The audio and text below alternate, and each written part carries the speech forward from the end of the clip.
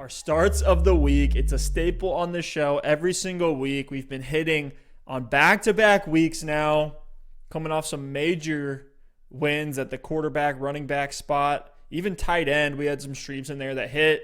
As a reminder, guys, these are players that we expect to exceed expectations, whether that's a guy that you can pick off waivers right now and plug him in there for some upside, maybe a locked and loaded stud that we expect to boom when a lot of people wouldn't expect it, or maybe a guy like Clyde Edwards-Helaire. I'm not going to add him to my start sits, but he's a guy coming off some disappointing outings. He has a tough matchup. But Alex, I'll pass it off to you first. Who is your quarterback start of the week in week 15? Let's get these championships. Yeah, man, I'm nervous even saying it, but at least I previewed it earlier, so the people are ready.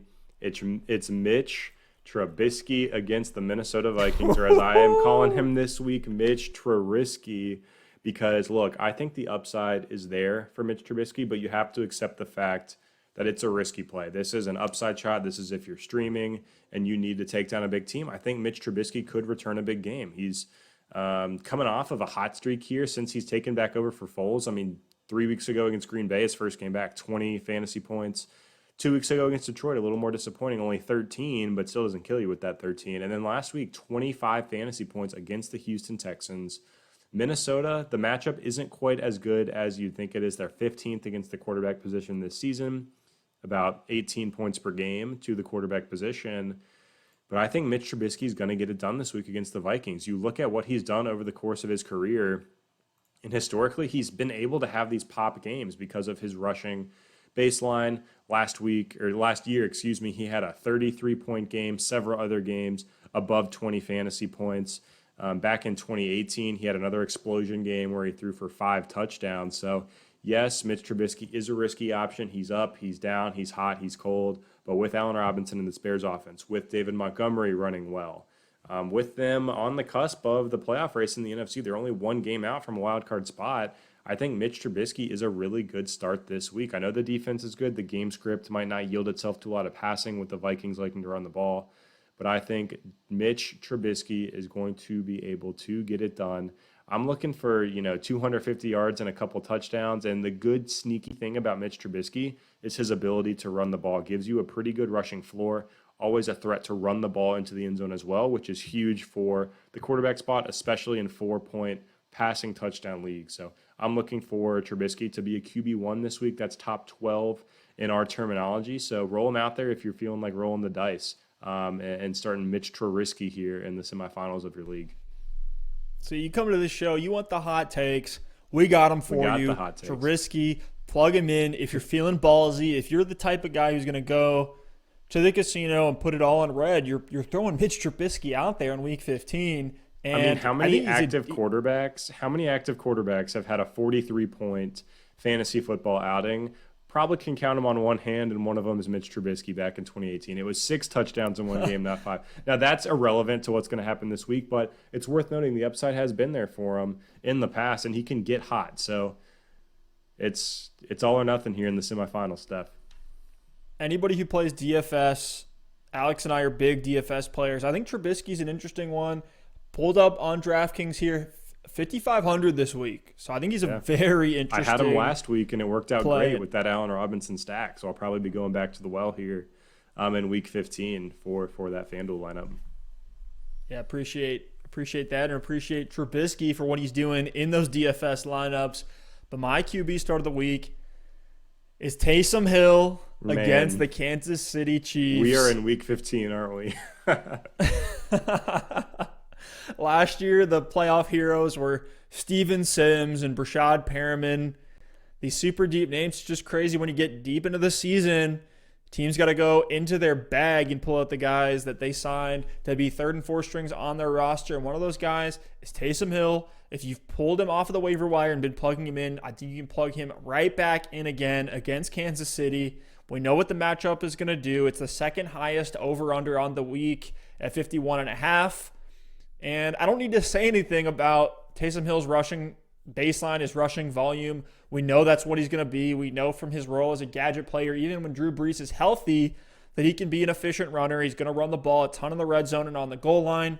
But since Brees has been out, I've had to eat my words. I've been very impressed by Taysom Hill as a passer. He's completed 72% of his 119 passes this season. He's put up 2 passing touchdowns each of the last 2 weeks.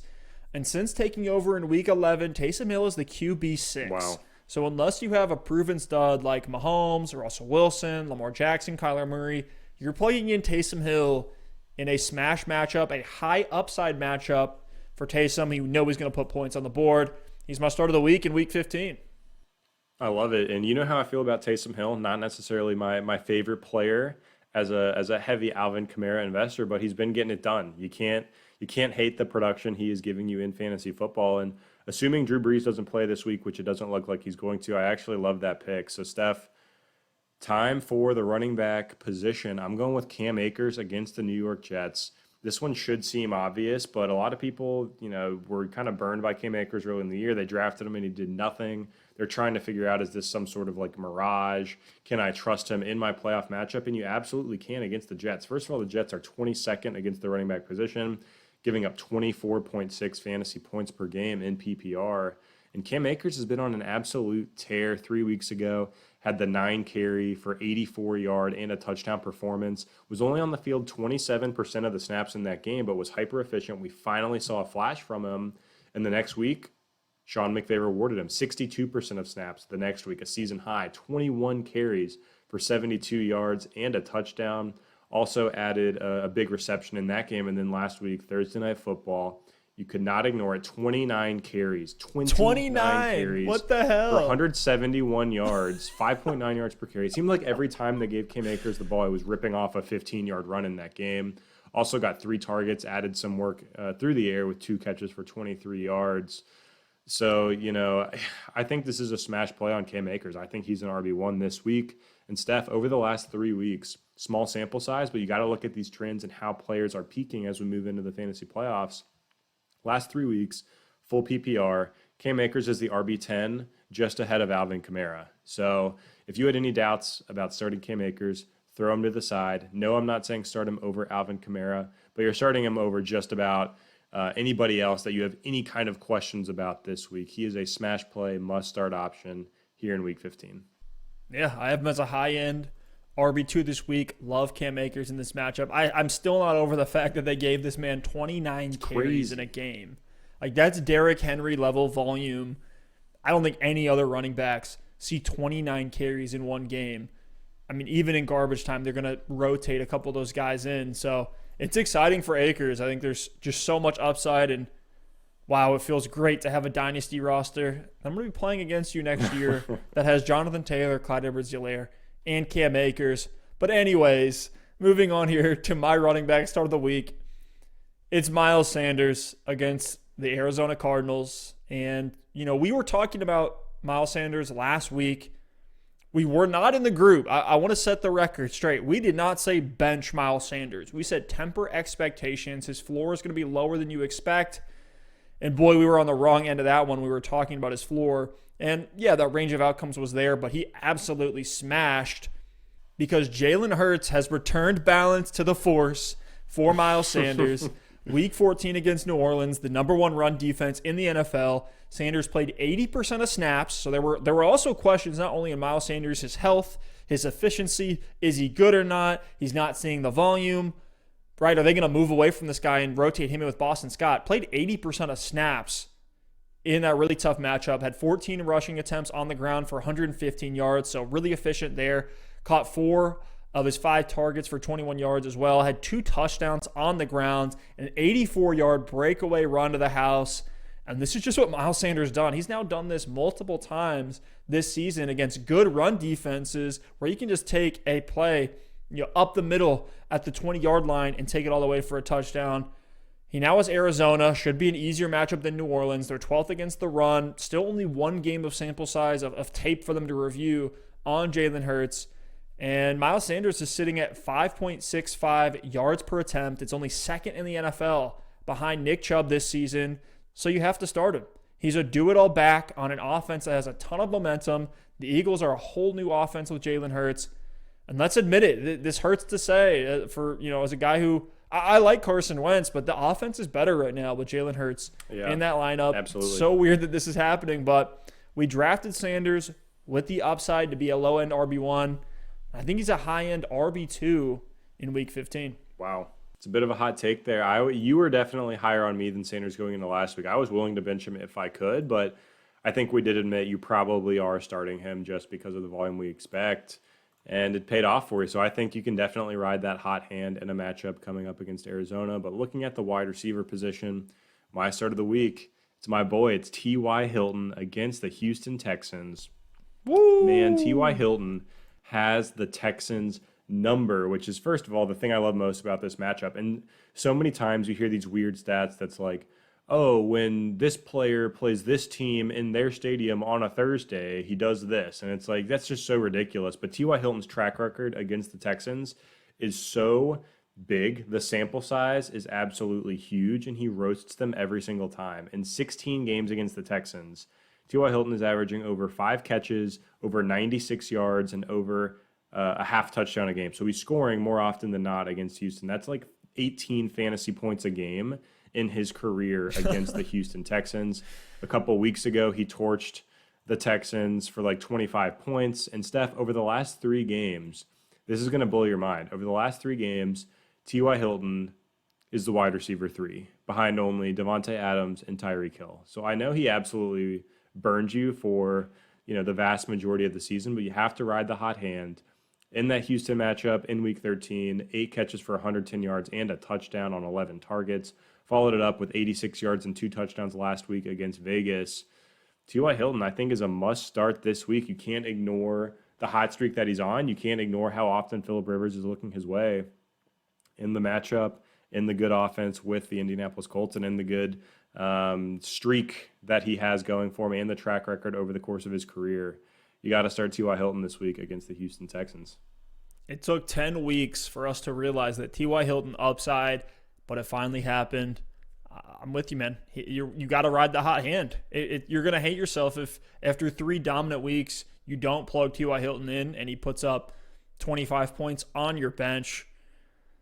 So I'm with you. I think he is a start of the week this week. But mine is Brandon Aiyuk. I'm going back to the well, a guy that I've had on here about 3 different times throughout the season. Pretty sure I had him as a start of the week last week. And I'm saying plug him in again because Brandon Aiyuk is a stud. And this may be a hot take, but I believe Brandon Aiyuk is a better wide receiver than Deebo Samuel. Wow. And now with Deebo gone, Kittle's gone, Aiyuk is going to see tunneled volume to the 1 millionth degree on this offense. And the efficiency is going to meet up with that volume because that's who Aiyuk is as a player. And last week against the Washington football team, Deebo left during the second play of the game. He's now going to miss the rest of the year. And in that game, Aiyuk saw 16 targets, saw funneled volume. He caught 10 of those targets for 119 yards.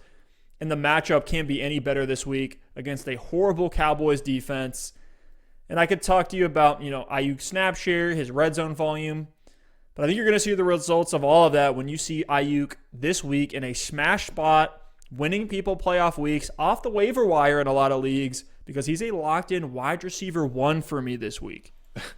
Man, I love that take. And Brandon Aiyuk is someone who I did not realize the kind of season he was having, and I didn't realize just how good he's been for fantasy football as well.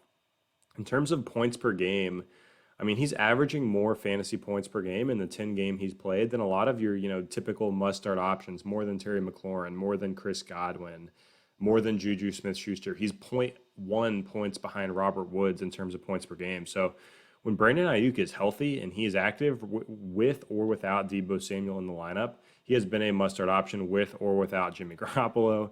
He's been a must-start option regardless of matchup. He's been a must-start option. So I love it. You keep rolling with the guys that are producing for you, even if they don't have the name value. And Brandon Aiyuk, I think, is going to have name value very soon. I think he's going to take the league by storm, and we're clearly seeing him emerge as a stud. So I love that pick. And on to the tight end spot. I hate that we even have to do a start of the week at tight end because it just feels terrible every week. And speaking of back to the well, I feel like this guy has been my tight end start of the week like 8 times this year, but it's Evan Ingram. The volume is just too high to ignore. He's tight end 13 on the year, yet he's 3rd in targets amongst tight ends. And Daniel Jones might not play this week. I'm hopeful that he does. If Daniel Jones doesn't play this week, I'm definitely tempering expectations for Ingram, but I'm under the assumption that Daniel Jones will gut it out and play against the Cleveland Browns on Sunday Night Football. The Browns are 31st against the tight end spot, 16 points allowed to the position per game. And when you look at the volume for Ingram, you look at the matchup, and you look at the athletic profile, we talk about it every single time. He can turn any catch into a 50-yard touchdown. You got to start Evan Ingram, and it doesn't always feel good, and sometimes you get burned, but you get burned starting about 90% of the tight ends in the NFL right now. So I think Evan Ingram has as good a chance as any to get into the end zone, to see significant volume, and I'll play him this week against Cleveland. Yeah, we're blindfolded throwing darts here at the tight end position because there's only about 5 guys that you can start with any sort of consistency or reliability. But my tight end start of the week, a guy that I was actually able to grab off the waiver wire in our home league, which is a 14-team keeper league. So I was blown away that he was available on the waiver wire, but it makes sense for what he's been doing prior to the last couple of weeks. And it's Jared Cook, who right along with my Taysom Hill start of the week, Jared Cook fits right in with this Kansas City matchup. They're 25th against the tight end position. Already mentioned this game is the second highest over-under on the week at 51.5. And after a rough stretch, Jared Cook has come alive the last 2 games.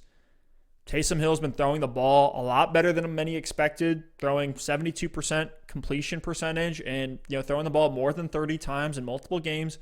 Cook has started to benefit from that. Last week, he had a 58% snap share, which is actually one of his highest this season. So the fact that he's even been fantasy relevant on less than 58% of snaps says a lot about Jared Cook, and that snap share has been rising steadily over the last couple of weeks. He's had a few pop games already, and after 2 weeks of 3 catches for 30 yards and a touchdown, I'm willing to plug him right back in and expect that sort of stat line. That's enough to be fantasy relevant and save people weeks at the tight end spot. We even saw a 20-yard touchdown pass and reception from Jared Cook. He has the size to make plays, especially near the goal line. I'm all in on him at the tight end spot as my start of the week in week 15. I love it. It's a matchup where they should have to throw the ball, and it's crazy. Last year with Jared Cook, we said 9 touchdowns on only 43 receptions. That's a touchdown on like every 4 catches. There's no way he can sustain that. Yet this year, 6 touchdowns on 28 receptions. So the touchdown rate per catch is actually better. So riddle me that, but I love it. You're rolling the dice there, and he's got a better chance at a touchdown, apparently, than just about anybody else. So love that pick, Stef, with Jared Cook. Hopefully we can get some touchdowns and some dubs here in Week 15.